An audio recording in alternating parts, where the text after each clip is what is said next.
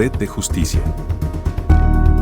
Y le damos la bienvenida nuevamente a tu programa Red de Justicia, donde tu voz siempre es escuchada y usamos las redes sociales y la TV como tu medio de comunicación.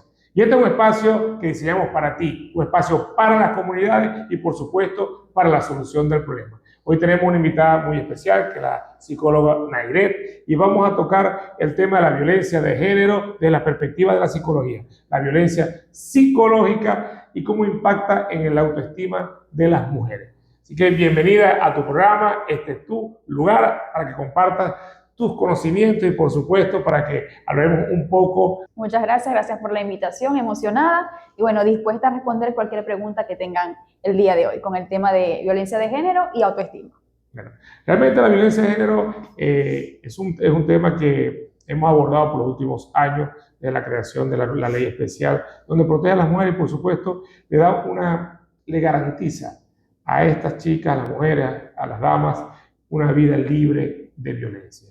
Este es un flagelo que ha atacado a la sociedad por muchos años, que tiene décadas tratando de sanearse, de curar esta problemática, y estamos en el camino de ello. Y esta es una de las muestras de tantos esfuerzos que hemos hecho nosotros los profesionales, la sociedad, para poder abordar la problemática y, por supuesto, erradicar, mitigar y desaparecer esta situación.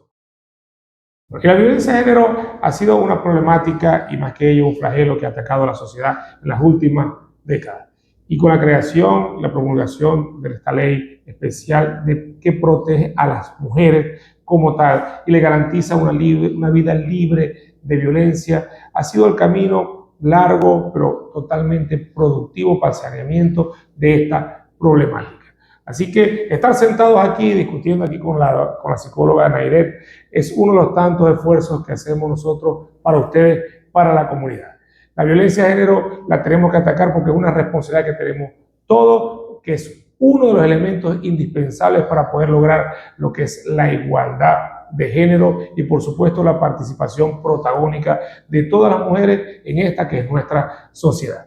Hemos visto cómo la ley de una u otra forma está luchando desde el punto de vista de la legislación y nos da las herramientas a nosotros como los abogados y a ustedes como psicólogos para poder mitigar esa situación. La ley especial nos habla de dos aspectos muy importantes, que es la asesoría jurídica y el apoyo psicológico. Y eso nos lleva a otro tema muy especial, que es el fortalecimiento y empoderamiento de la mujer. Desde esta perspectiva, nosotros como abogados sabemos que es importantísimo, una vez que la mujer es víctima de violencia, inmediatamente asesorarla, inmediatamente apoyarla, conducirla a los organismos especiales, en este caso al órgano de seguridad del Estado o al órgano investigativo por excelencia, que es el Ministerio Público, para que le reciba su denuncia, para que determine que si realmente hay un ilícito, hay un hecho que se convierte en delito, entonces puedan procesar al agresor. Y a la mujer, obviamente, protegerla como víctima para poderla sacar de esa situación que está en desventaja, que es desde el punto de vista jurídico, con su asistencia, pero también nos conduce a un apoyo psicológico. Y ahí es donde entran ustedes como profesionales de esta materia para poder llevar a las mujeres a un plano de igualdad, de equidad ante la sociedad. Quiero que conversemos un poco qué es para ustedes la violencia de género y cómo la abordan. Bueno, la violencia de género podemos hablar y mencionar diferentes, ¿ok? Estamos hablando de violencia de género a nivel femenino, pero también existe la violencia de género a nivel masculino, ¿ok? Que se habla muy poco porque el hombre siempre se tiene o se prevé en la sociedad de que es el hombre machista o el hombre macho, el que ejecuta, el que da órdenes, el que dispone.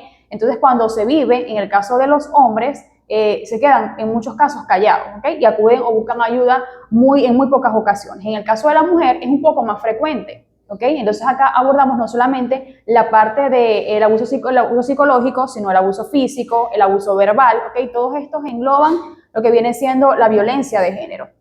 A veces muchas personas o muchas mujeres acuden a denunciar esto solamente cuando se da la agresión física, ¿okay? Cuando ya llegan al plano de la agresión física, pero tenemos que tomar en cuenta que lo que es la violencia de género también estamos abarcando la parte psicológica de cómo yo me estoy comportando hacia mi pareja, ¿ok? ¿Qué cosas les digo? Por ejemplo, pudiera decirte, estás gorda, estás muy fea, ya no me gustas, ¿ok? Estamos alimentando de repente un poco de violencia psicológica porque estoy trabajando en la autoestima de esa mujer.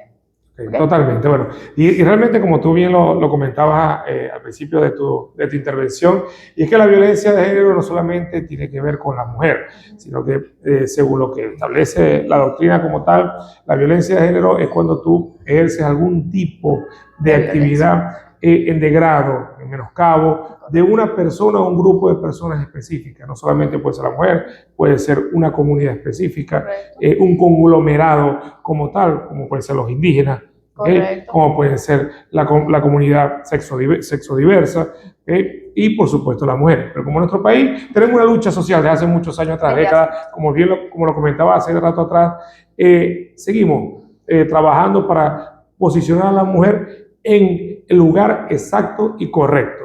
Y por eso es que le damos una preferencia total al tema de la mujer, y por eso tenemos una ley especial que no es una violencia de género, sino una violencia contra la violencia hacia la mujer. De la violencia hacia la mujer. Y efectivamente, cuando tú decías que existe una violencia psicológica, es todo acto es todo acto que ejerce un hombre. En este caso decimos que es un hombre por la traducción que nos da la legislación, que puede ser el cónyuge, excónyuge, el esposo, ex esposo, novio, novia, padre, hijo, hermano. Entonces está el género masculino allí puesto en la legislación, y por eso es que decimos que es el hombre, ¿okay? Y como el hombre es el que ejerce ese acto como agresor, como tal, ¿okay?, va en menoscabo de la autoestima de la mujer. Todo lo que vaya en contra del desarrollo, de la evolución, de la tranquilidad, de la paz de la mujer, donde no deja el libre desenvolvimiento de la mujer, eso es una violencia psicológica. Entonces, como está trabajando en el degrado de la mujer, en su estado de salud, es lo que queremos abordar aquí. ¿Cómo le afecta realmente, desde el punto de vista de la psicología, esos tratos tan crueles, vejatorios, humillantes, donde cercena la libertad de la mujer? ¿Cómo ataca aquí en la psiquis de la mujer? Se puede desencadenar muchos factores. Uno de los primeros que nosotros abordamos es el autoestima, ¿ok? Y la distorsión de la imagen. Cuando hay agresión, cuando hay violencia, independientemente sea verbal, sea física, ¿okay?, sea psicológica, lo primero que se aborda es la parte de autoestima, ¿okay?, porque hay una percepción o una autopercepción muy diferente a la que había o la que existía en esa mujer cuando comienza a darse la agresión. La mujer comienza a minimizarse, a sentirse menos, a sentir que no vale, que no tiene valor, ¿ok? Entonces se rige más allá de lo que la pareja, en este caso el sexo masculino, como estábamos mencionando anteriormente, todo lo que dice es cierto, ¿ok? Entonces a veces llega a probar de repente el golpe o el maltrato porque lo merece, pero es porque el victimador o el victimario sabe cómo envolver a la pareja, cómo manejar la situación y hacerle creer que ella es la culpable de la situación que se está presentando. Entonces, el primer punto que nosotros abordamos es la parte de autoestima. Bueno, perfecto. Bueno, con esta hermosa intervención que tú estás haciendo y bueno, muy explícita para nosotros, es hora de que lleguemos a una pauta publicitaria y vamos a cumplir con nuestros compromisos. Y volvemos con nuestro programa Red de Justicia. Lo invito a que nos sigan en nuestras redes sociales, @JoséVicenteF en Instagram y @AbogadoJoséVicenteFaría en YouTube. Bueno, hemos estado conversando en el segmento anterior lo que es la violencia de género y cómo afecta en la mujer. Y bueno, queremos profundizar un poco más en este asunto. La violencia psicológica como tal, lo hemos dicho en otras oportunidades, es una puerta de entrada a otro tipo de violencia. Correcto. Tú nos explicabas que las mujeres en ciertas situaciones, después de la violencia psicológica, empezaban a recibir otro tipo de violencia, eran víctimas de violencia física, y que ellas mismas justificaban esa violencia porque se lo merecen. Eso obviamente es consecuencia, resultado de la minimización de su estado de salud mental. Correcto. ¿Okay? Y bueno, yo estoy de acuerdo contigo en tales aspectos, que la violencia psicológica te ha llevado a ciertos puntos donde la mujer no tiene ese control real de su situación. No ve la vida con la certeza que debe asumirla, y por supuesto no toma las decisiones correctas. Y cuando no toma las decisiones correctas, obviamente no le permite ir más allá. Desde el punto de vista legal, no le permite tomar el paso de denunciar. No toma el paso de denunciar porque simplemente aún no se ve como víctima. Como tú lo comentabas, se siente que merece tal momento, tal situación, tal agresión se la merece. Y ella no se considera víctima. Entonces, una de las cosas más importantes es que la mujer cuando está siendo tratada de esta manera por su agresor, lo más importante es pedir ayuda a las personas más cercanas, porque es el primer paso, comentarle a alguien que esté cerca de ti, esa persona que está totalmente descontaminada, va a entender que está pasando por una situación irregular y le va a decir, te va a sugerir que vaya al apoyo psicológico. Y el apoyo psicológico, obviamente, te va a ver con claridad desde el punto de vista profesional y sí, te va a orientar a lo que es la asistencia jurídica como tal. Va a tomar el paso de poder denunciar a su agresor. Correcto. Y es que pasa mucho que ya la mujer pasa a ser una persona vulnerable, ¿ok? Entonces, como tú dices, está contaminada. Ya ella no ve más allá de lo que la pareja ha generado y cree todo lo que su pareja le está diciendo. Y también la dependencia. Generan una dependencia hacia la otra persona, que es lo que impide salir de ese maltrato, de ese rol donde ella está como víctima. Entonces hay que abordar ese tipo de casos. ¿Qué hacemos nosotros como psicólogos? Comenzar a trabajar en todas estas áreas. En la parte de autoestima, en la parte de la distorsión de imagen, en la parte del estrés, de la ansiedad, hasta la misma depresión, porque todo esto se puede desencadenar a raíz de una agresión, de una violencia de género. Lo que es la ansiedad, lo que es la depresión. Entonces, todas esas áreas nosotros las abordamos para que la persona comience a tener una autoestima un poco más alta, más elevada, apropiada y comience a aprender a defenderse como es debido y a darse el lugar que le corresponde. Sí, bueno, tú decías un punto muy, muy importante, que es el tema de la dependencia. Y por eso que nosotros de la legislación también hemos puesto puntos muy específicos, que es lo que comentaba momentos anteriores, que era lo que es el empoderamiento, el fortalecimiento de la mujer. Para nosotros consideramos que es importante que la mujer rompa con esa dependencia. ¿Okay? ¿Y cómo se consigue la independencia? Fortaleciéndola. ¿Cómo la fortalece? ¿Cómo la empodera?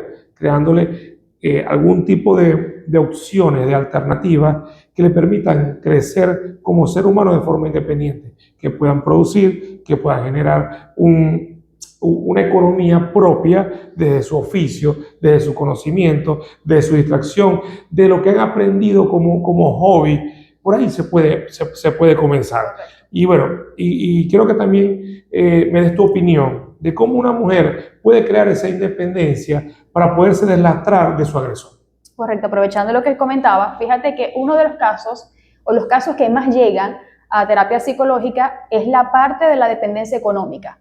¿Okay? Cuando el agresor es quien lleva la batuta, ¿okay? De ese lugar, la persona se siente incapacitada para generar diferentes situaciones. Siente que no tiene la capacidad de por sí sola salir a la calle y decir, puedo mantener mi hogar, puedo mantener a mis hijos, puedo ser independiente, tengo la capacidad. Entonces eso es lo que nosotros comenzamos a trabajar y comenzamos a hacerle ver a esa persona que tiene el potencial y la habilidad de poder defenderse, ¿okay? En la calle, al igual que cualquier otra persona. Porque pasa mucho eso, cuando hay mucha vulnerabilidad y ya la autoestima está baja y se minimiza a la persona, siente que no es capaz de hacer absolutamente nada y tiene que quedarse en ese lugar, seguir permitiendo los golpes o la agresión, porque solamente depende de esa persona, ¿ok? No tiene la capacidad, no se siente con la fuerza, ¿okay? Para decir, yo puedo depender de mí misma y tengo la capacidad, tengo las habilidades. De hecho, desde mi casa, lo que he aprendido a hacer en mi casa, lo puedo llevar a la calle y ser independiente. Y también darle ese rol y ese ejemplo a sus hijos, porque muchos tienen hijos y los hijos también evidencian y presencian ese rol de agresión dentro del hogar.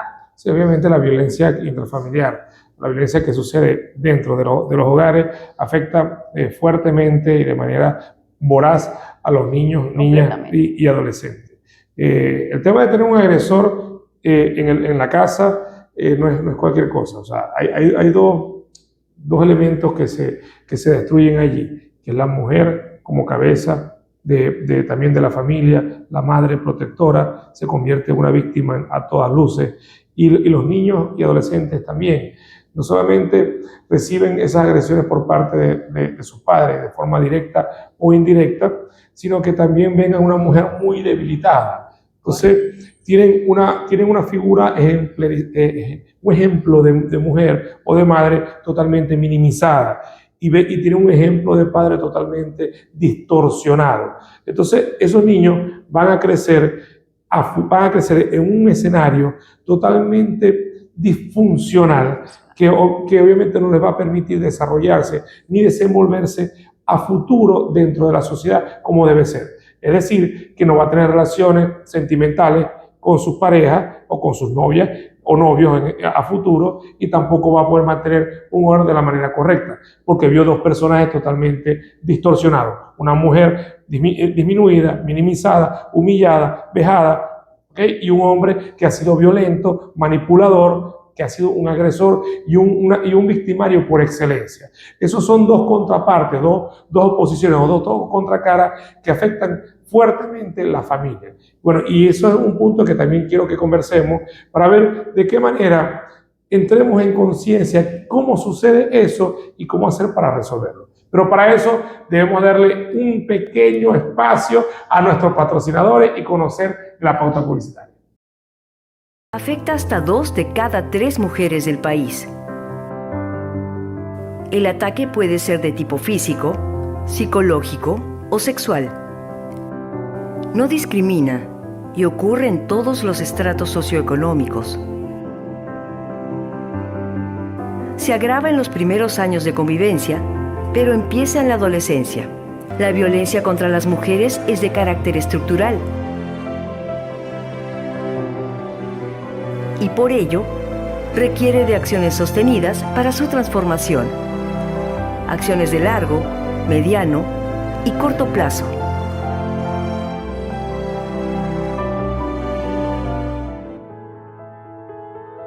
Erradicar la violencia contra las mujeres exige un enfoque de prevención estratégico, coordinado y multisectorial que elimine las causas estructurales de la violencia. Definir objetivos y metas con visión a futuro.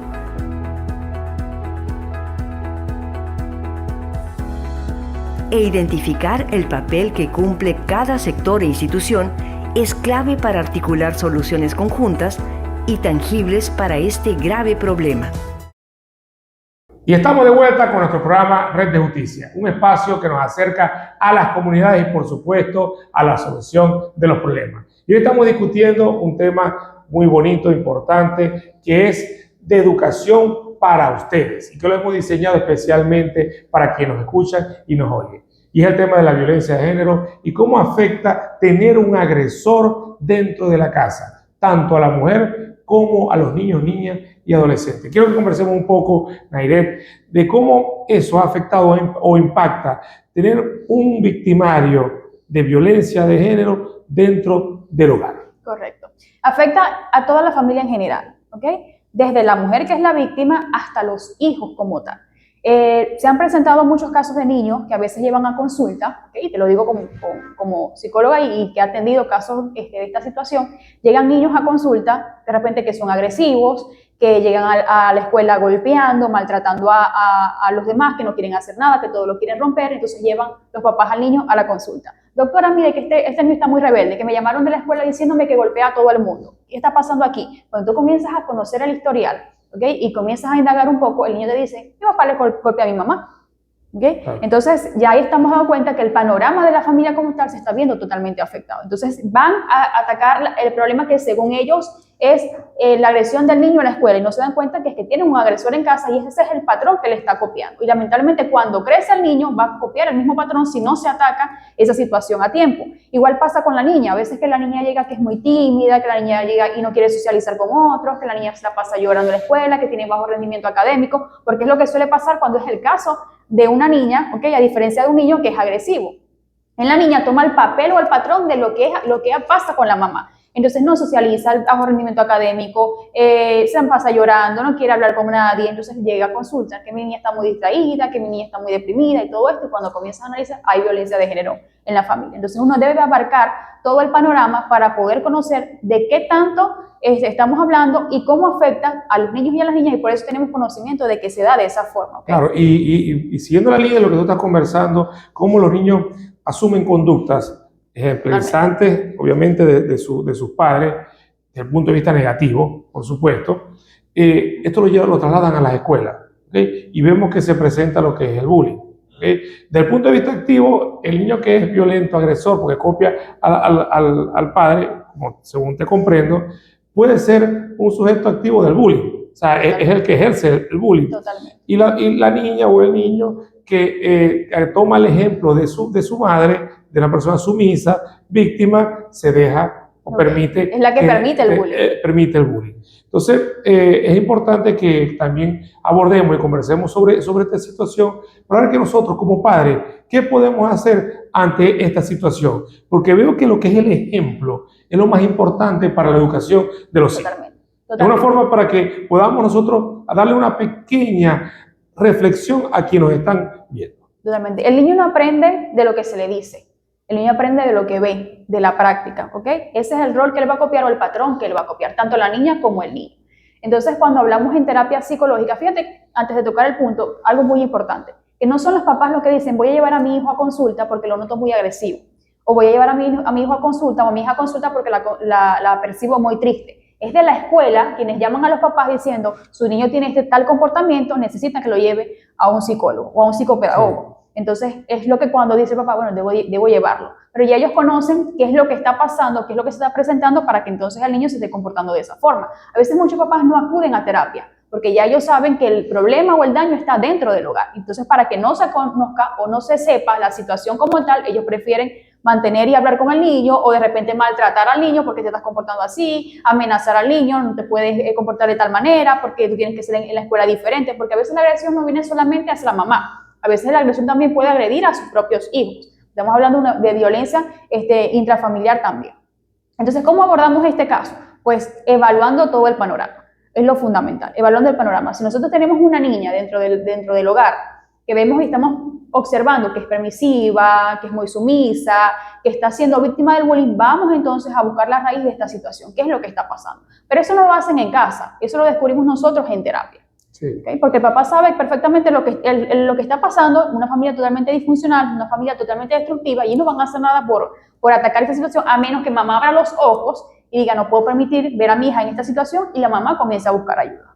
Es importante, ¿no?, que nosotros como seres humanos podamos permitirle y por supuesto recomendar, orientar y romper con ese tabú de no permitir la ayuda profesional, en este caso la ayuda psicológica. Creo que es importante que todos entendamos que en algún momento tenemos que requerir de una ayuda psicológica. Y bueno, los invito a que vean este próximo material que es diseñado especialmente para ustedes, como siempre lo hacemos de corazón.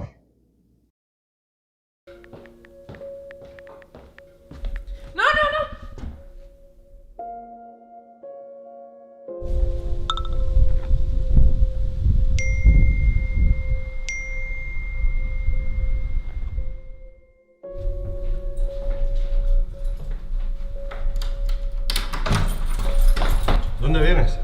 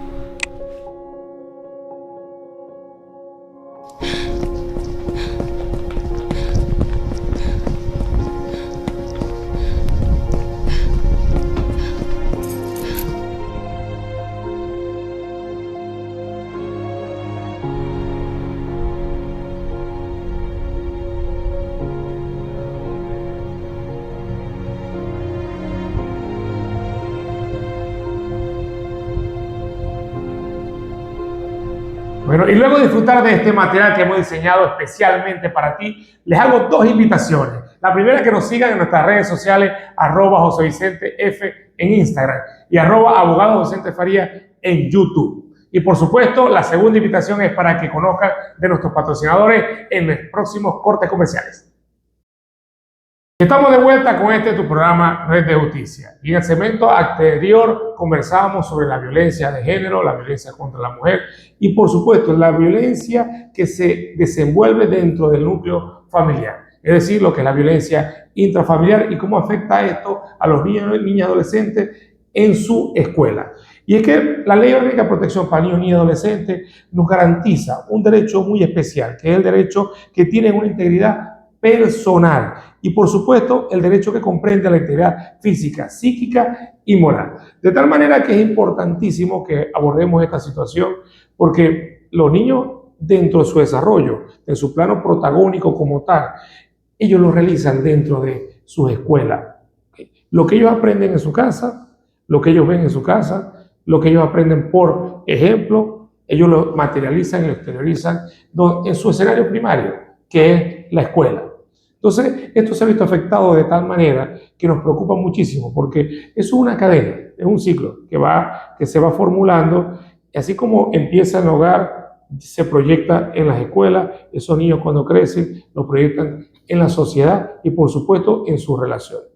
Nosotros queremos hablar un poco cuáles son las medidas que toman ustedes como psicólogos para poder ofrecer a la sociedad y, por supuesto, a las escuelas para poder erradicar esto. Porque es un tema bastante complejo.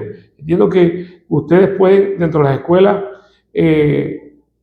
estudiar cuál es la situación del niño, le pueden dar la orientación psicológica, pero ¿cómo hacemos para que los padres se involucren en ese apoyo psicológico?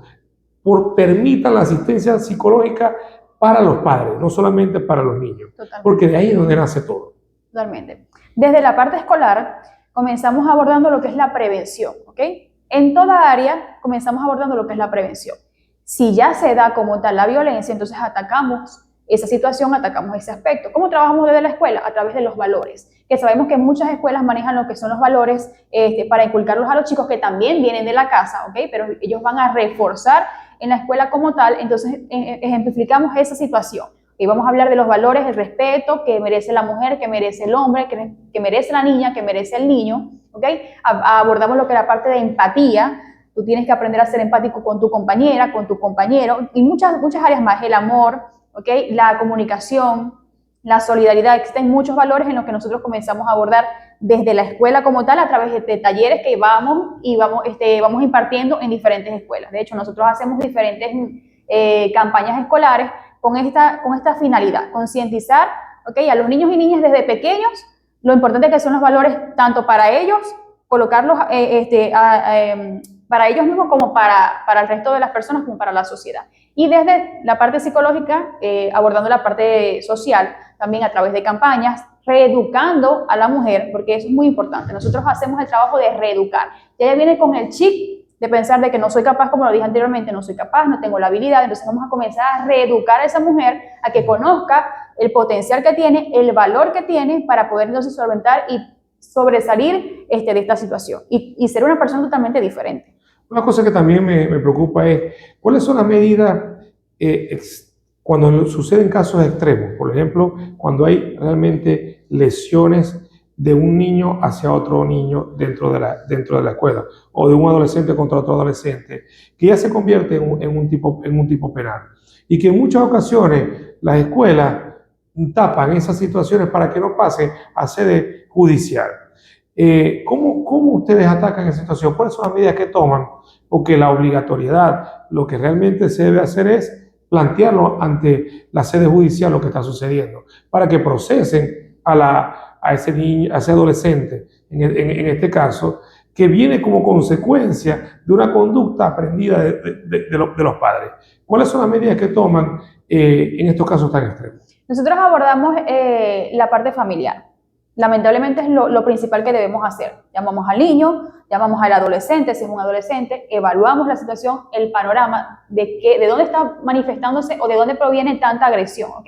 Llamamos a los papás. Si nosotros conocemos la historia, entonces y decimos, son los papás los agresores, el papá el agresor, nosotros tenemos que comunicarnos inmediatamente a la parte penal, a la parte, en este caso sería CONDEPRO, que es a la parte con que nosotros nos comunicamos, y ellos toman la decisión de actuar en base a la ley de cómo vamos a empezar a trabajar con este chico. Normalmente ellos le quitan la custodia, por así decirlo, al papá, lo llevan a un centro, ¿ok? Y nosotros como psicólogos comenzamos a trabajar. Porque ¿qué hacemos nosotros con dejar al chico que está viendo la agresión y la violencia dentro del mismo hogar? Mentalmente podemos entonces nosotros abordar la situación, pero cuando él llegue nuevamente a la familia va a seguir observando lo mismo y ya está aprendiendo ese patrón.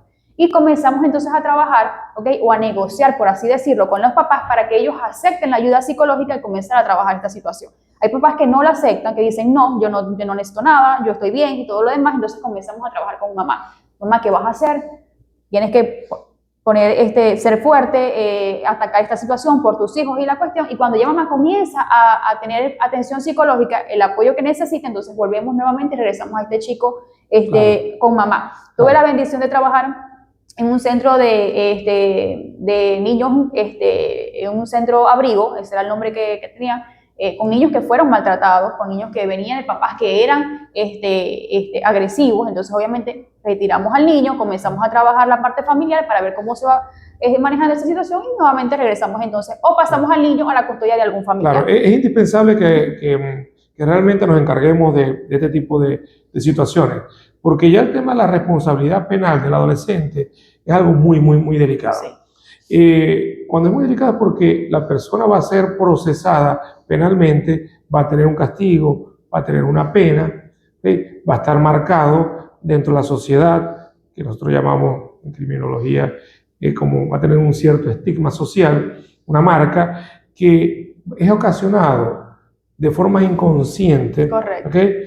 Él lo ejerce, el adolescente, pero fue porque lo aprendió. Porque fue la conducta y todavía aprendida. No tenía la capacidad para asumir sus responsabilidades. Y creo que es un deber de todos los padres comprender que no es cualquier cosa el bullying, que no es cualquier cosa ejercer actos violentos dentro de la escuela, porque no es que lo pone en superioridad, sino que le estás asegurando que a futuro ese niño no sea aceptado dentro de la sociedad porque ya está procesado penalmente, porque ya tiene una mancha dentro de su historial de vida y que él lo adquirió de una forma inconsciente o lo ha aprendido por sus padres.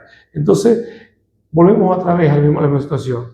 No estamos educando con amor, no estamos educando con conciencia. No estamos educando, disculpa que te interrumpa, desde los valores, porque eso viene de casa. Los valores no vienen de la escuela, vienen de casa. La escuela lo que hace es reforzar esos valores que ya se supone el niño ha tenido que aprender en el hogar. Bueno, entonces con este pequeño comentario que tú nos has podido regalar aquí, que le damos las gracias a todos por estar escuchándonos, por oírnos y por supuesto por compartir este pequeño espacio, como siempre lo he dicho, que es regalado y diseñado para ustedes, para la comunidad y por supuesto también para nosotros, porque aquí también aprendemos.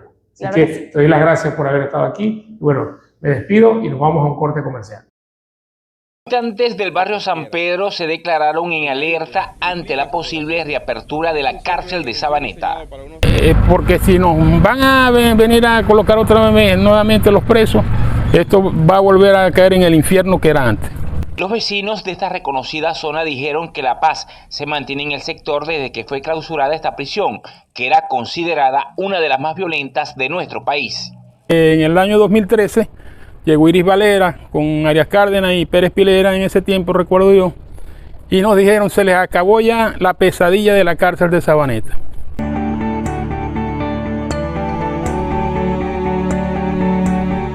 Es un día histórico que va a quedar en la memoria de todos los maracaiberos y de las maracaiberas.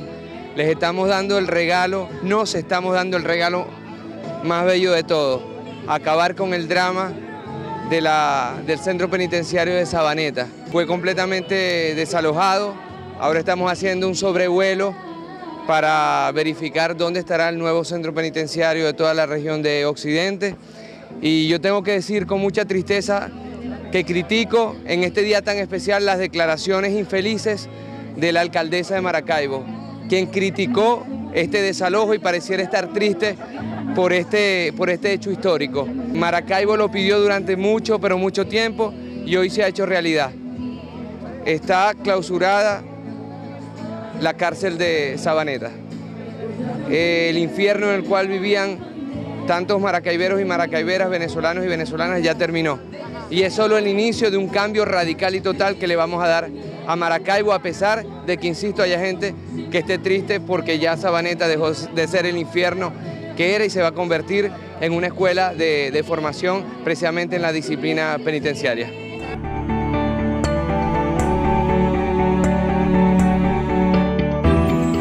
Hoy nuestro gobierno revolucionario, nosotros que somos hijos e hijas de Chávez, le damos un regalo al pueblo del Zulia, un regalo especialmente al pueblo de Maracaibo.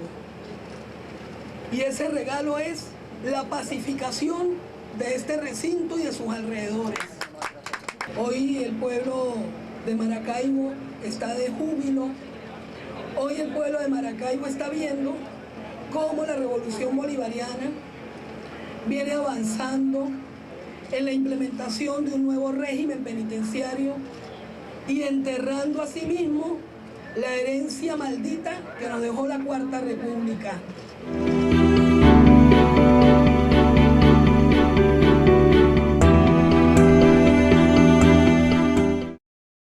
Nos quieren volver a traer a la cárcel. Nos llegaron y nos prometieron y nos reunieron allí y nos dijeron lo siguiente. Ya entre Yonder Durán, que era el diputado que vino en la revolución esa penitenciaria, y otro personal más que llegó ahí, nos reunió en la escuela Egidio Montesino y ahí nos dijeron, ahí nada más van a haber unos presos que no van a tener ni visita, así que eso no le va a molestar en nada en la comunidad. Bueno, ya nos trajeron ya casi 400 presos de allá de Cabima, cuando derrumbaron allá lo de Cabima. Hay 500 y pico de presos más ahí. Si empiezan a meter 1.500 presos, eso está destruido por dentro. Las familias que hacen vida en el barrio San Pedro y sectores circunvecinos dijeron temer que con la reapertura de la cárcel vuelva la zozobra al lugar. Hermano, eso era una más zozobra. Grandes y poderosas. Esta ametralladora pesada calibre .50 de uso militar fue hallada durante la última requisa hecha en el penal de Sabaneta, una cárcel de Maracaibo. Estaba en manos de una banda de presos desde hace 3 años y fue utilizada en el último motín que dejó 16 muertos para derribar una pared y acabar con la vida de bandas rivales por el control de esta cárcel. Tras el motín, la cárcel fue desalojada y cerrada. En los últimos meses fue objeto de una profunda revisión y, para sorpresa de las autoridades, fue hallada Rosita, como llamaban los reos a la poderosa ametralladora, por un popular personaje de la televisión que hacía una voluptuosa modelo, quien también tuvo problemas con la ley. Durante la requisa fueron halladas más de 100 armas de fuego de alta potencia. Armas de fuego, partes para sistemas de armas, cargadores para armas de fuego, municiones, explosivos. Expertos estiman que con los materiales hallados, los reos hubieran podido sostener una guerra de al menos 6 meses. Pero ¿cómo entraron estos materiales militares al interior de la cárcel? La ministra del área reconoció que hay complicidades entre las autoridades del penal con los reos que pagan millonarias cifras por las armas. Hay 2 funcionarios que tienen un uniforme y hay unas investigaciones. 2 funcionarios de la Guardia Nacional. Y hay funcionarios administrativos que también están siendo investigados. Hermano, eso era una zozobra, todos los días era plomo, corrido, esto parecía lejano oeste. Gracias a Dios que la quitaron. Se le pide al gobierno nacional que vean a ver dónde los van a meter, porque nosotros estamos descansando. Si nosotros pintábamos una casa, teníamos que pagar. Si nosotros agarrábamos y hacíamos cualquier cosita, comprábamos un carro, tenías que pagar. Era vacuna por todos lados, hermano. Nosotros no queremos la cárcel otra vez aquí, hermano. De verdad estamos descansando de esa gente. Nosotros estamos tranquilos, nosotros queremos tener paz, tranquilidad como la estamos viviendo ahora. Acotaron que harán una asamblea donde participarán los consejos comunales de diferentes parroquias, donde le harán saber a las autoridades su desacuerdo con abrir nuevamente el infierno de Sabaneta como ellos lo consideran. Soy Eduardo Colina y será hasta la próxima.